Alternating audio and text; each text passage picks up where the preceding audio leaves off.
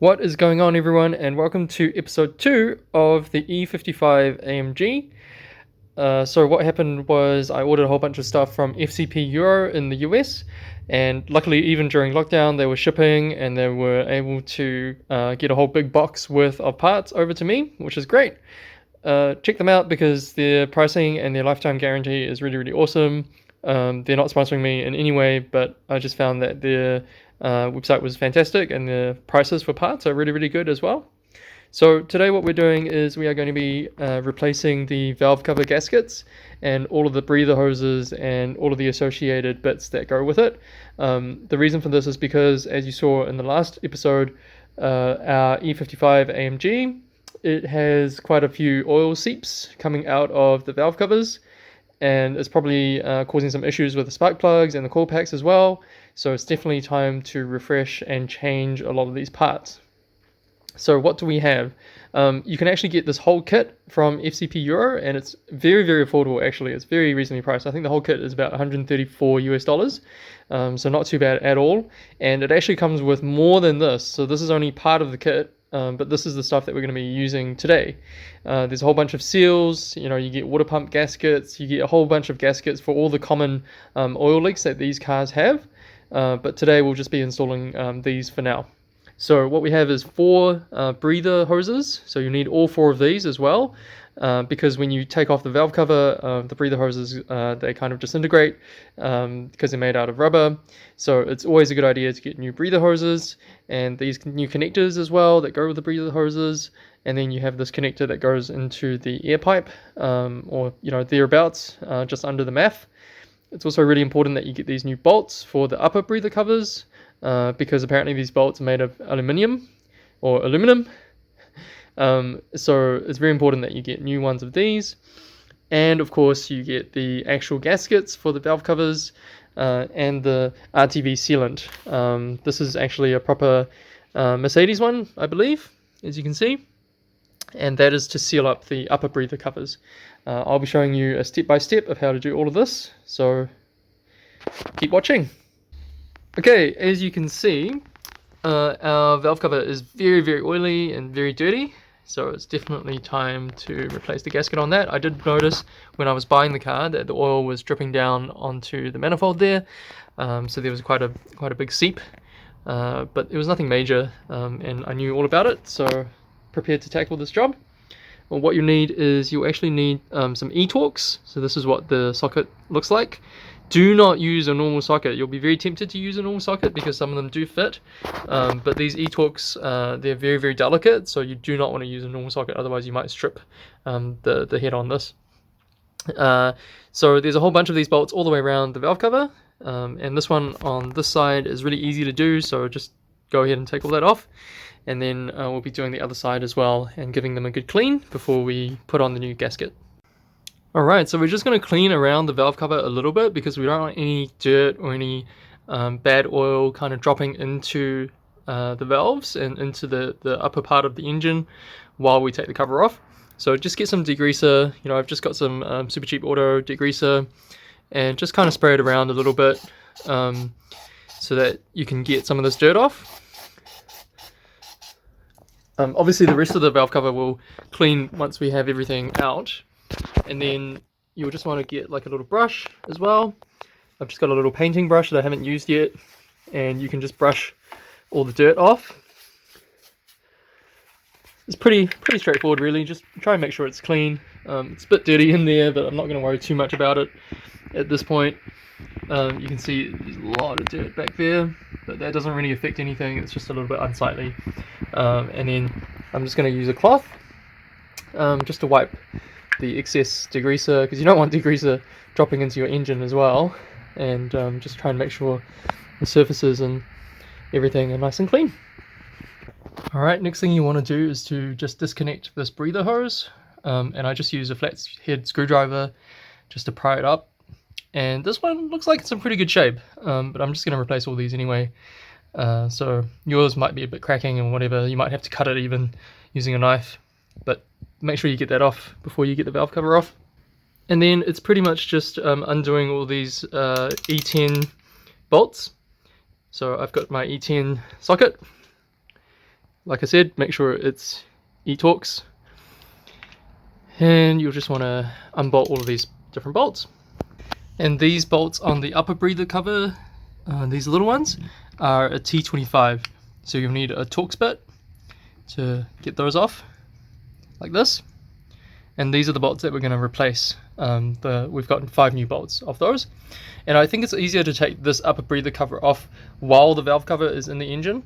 So we're going to give that a go and see if that works. Same on the other side as well. You're going to have to take off an upper breather cover as well. One thing I forgot to mention was that everyone online was suggesting that we actually drain the oil at least a little bit before we start this job. I don't think there's oil up in the valve covers, but everyone said that we should just do this anyway. So it does need new oil. You can tell that the oil is pretty dirty, and this is our first time using one of these dipstick oil extraction tools. I'm not sure if I'm a fan. It is pretty loud, and there's actually quite a lot of stuff to set up, but it avoids having to track up the car. It is a little bit slow too, isn't it? Whoa!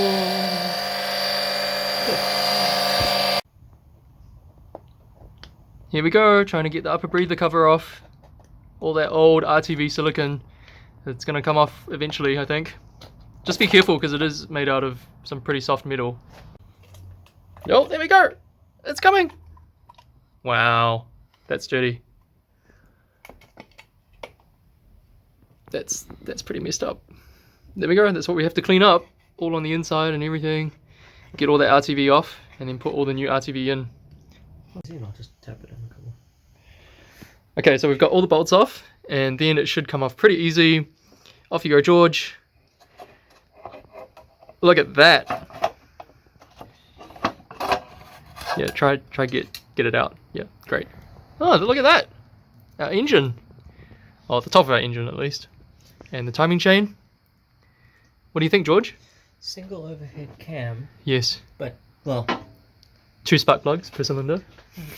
it actually looks like it's got 2 camshafts, but a single cam that drives 2 shafts. That's interesting. Okay. Well, what about the condition? Talk about the condition. It looks like new, doesn't it? It looks like a new engine. Look at that. That's right, but you have to see the rubbing surface, really. Uh-huh. The cam follower, the hydraulic lifters and things like that. If it's got hydraulic lifters, which I'm not sure about. And there's our gasket, the old one. So you can just peel that off. Obviously be careful not to get anything in the engine. There we go. Yeah, I'll just take that off after I have both hands available. Or, yep, George can help me take that off too. Thank you, George. Right, just put that in there as well. And what I'm going to do is try to get some of this dirt away so it doesn't go into the... Yep. So make sure you try and move the dirt up, not down into the engine. We're going to have to clean all this anyway to get the gasket on. Make sure that when you do put the new gasket on that the mating surface is really, really clean.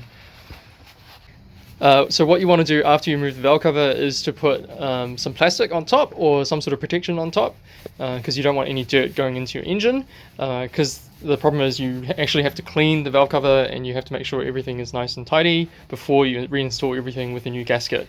So it's going to take a bit of work, which is why we're going to protect it and just cover it up first. Okay, we're just getting rid of this fuel line as well on the side of the engine, because it covers up one of the bolts. It's okay, that was just my elbow on the previous line. My not so funny bone. But it's actually not too tight. Alright, well that's good. It's not meant to be that tight. Yeah, so now we can move that a little bit so we can get the E-Torx in there, which is the problem over here. Just show the camera. You can't actually get... Yep, you can't get the E-Torx on there. Loose without removing or loosening up this fuel line. Alright, so now we're just trying to clean off all of the old RTV on this little breather cover, and it is really, really tricky because the RTV is pretty soft, so it's really hard to actually just peel it all off. So you can see I've started doing that a little bit, and what you want to do is get a brush or get something, get maybe a piece of plastic or something, and just make sure that you get all of this RTV off, and then you can put in some new RTV later. Okay, pro tip for everyone, try and use the end of a plastic fork it seems to fit into the channel really well, and you can get all of the old silicone and the RTV off using just the end of that plastic fork, which is great. There you go. Okay, so I've cleaned up the valve cover and the breather cover, and I've made sure that there's no more silicone on the breather cover at all, which is great. It's really clean now. As you can see, you can definitely have a lot of dirt in there. I used a paper towel and some brushes, managed to get it all clean. And also here on the valve cover gasket grooves, I just made sure that that's all clean as well. And I'm just test fitting my new valve cover onto this as well. So hopefully this will be all ready to go soon, back onto the car. Now we're going to use our special Mercedes RTV or silicone to have a seal around the edge of this breather cover. So we're just going to go all the way around, and don't forget about the inside holes as well.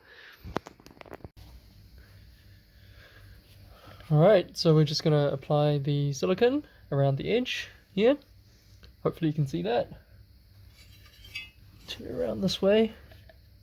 And you don't want to have too much of it, but you just want to make sure that it's going to cover the whole thing.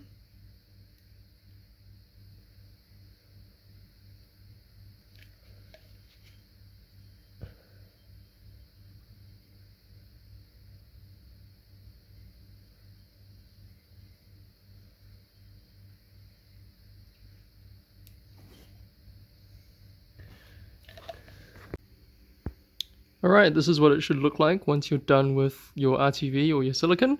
So just make sure you have a nice even layer all around the edge. I found that the supplied RTV was a little bit difficult to squeeze out, so you might have to cut a hole slightly bigger than you expect just to allow enough flow. Awesome, and now we are just going to reinstall it, so we'll make sure it lines up.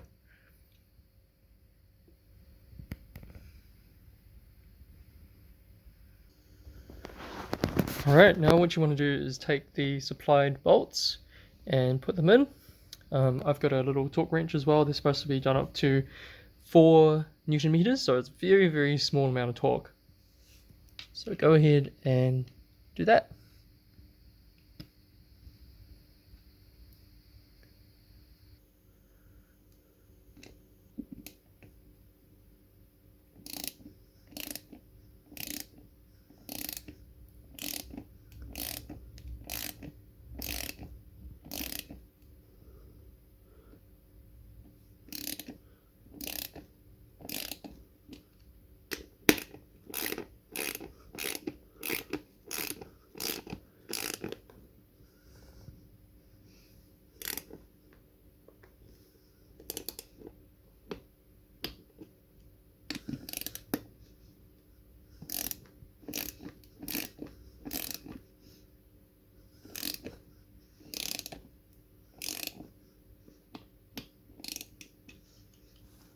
Cool. Right, so I've given the mating surface a really good clean. You can see that's all nice and shiny. There's no dirt in there at all. And I've tried to kind of get rid of some of the oil as well, just using a paper towel. And so now it's ready to go back in, the valve cover. So we'll just put that in next. Cool, check it out. The cover is back on, which is looking really nice. Way better than before. There's no oil, there's no dirt. It's looking nice and clean. I've hand tightened the bolts into the valve cover as well, and I'm just going to use my little torque wrench, which I actually bought for my bike, but this is the only torque wrench I've got, which goes down to 8 Newton meters, which is what you need to tighten up all the bolts with. So just use the 8 Newton meter setting and just go around and tighten everything up. And a good idea to tighten these bolts is to use the inside out method. So you want to tighten up the bolts in the middle first, and then you work your way out towards the edges of the gasket.